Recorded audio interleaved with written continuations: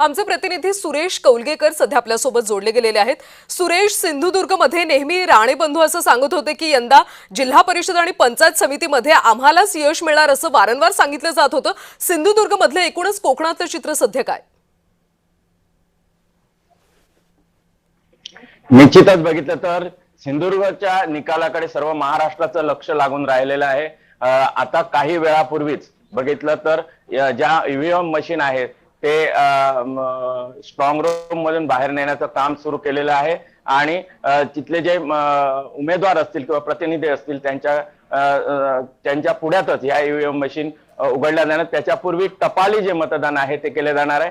मात्र सिंधुदुर्ग जिल्ह्याचा विचार केला असता सिंधुदुर्ग जिल्हा परिषद वर आतापर्यंत 28 वर्षे खासदार नारायण राणे यांचं वर्चस्व राहिलेलं आहे। मात्र यावर्षी बघितलं तर महायुती विरुद्ध ठाकरे शिवसेना अशी लढत ही पाहायला मिळाली। एकूण 150 जागांपैकी ज्या 25 जागा आहेत ते यापूर्वीच बिनविरोध आले आहेत आणि 125 जागांसाठी 359 उमेदवार आहेत ते रिंगणात आहेत।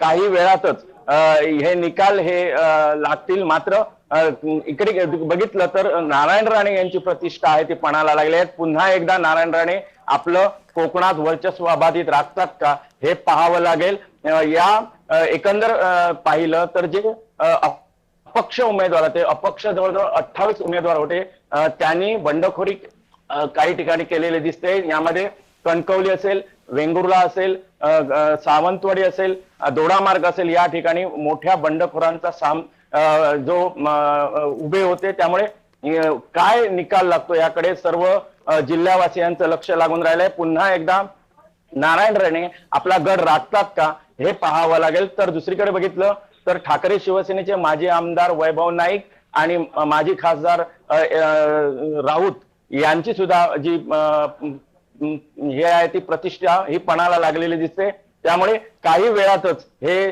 निकाल आहेत ते हाती आल्यानंतर सिंधुदुर्गचा गड पुन्हा नारायण राणे राखतात का हे पाहावं लागेल।